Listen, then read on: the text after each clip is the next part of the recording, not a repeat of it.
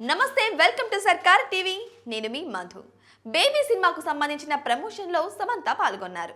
తన స్నేహితురాలు నందిని రెడ్డి తీసిన సినిమా కాబట్టి దానికి ప్రచార బాధ్యతలు నిర్వర్తించారు. ఓ టీవీ షోలో కూడా పాల్గొన్నారు.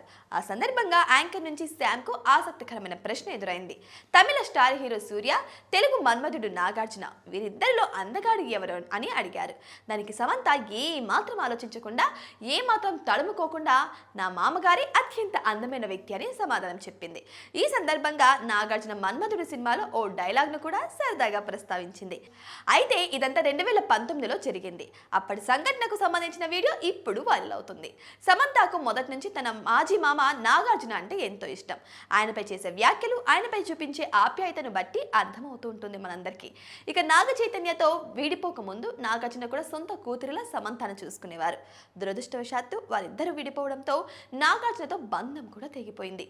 ఎంత అనుబంధం ఉన్నప్పటికీ కాలం కంటే గొప్పది ఏది కాదు అనే దానికి ఒక ఉదాహరణగా ఇది నిలిచింది.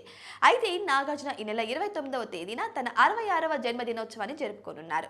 ఈ సందర్భాన్ని పురస్కరించుకొని సమంత గతంలో చేసిన వ్యాఖ్యలకు సంబంధించిన వీడియో వైరల్ అవుతుంది.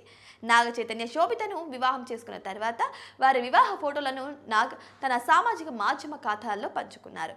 సమంత దర్శకుడు రాజ్ నిడుమోరుతో ప్రేమలో ఉందంటూ వార్తలు వచ్చాయి. కానీ సమంత మేనేజర్ వాటిని ఖండించారు. అవి కేవలం పుకారులే అన్నారు. వాస్తవానికి విరుద్ధంగా ప్రచారం చేస్తున్నారంటూ శామ్ మేనేజర్ విమర్శించారు.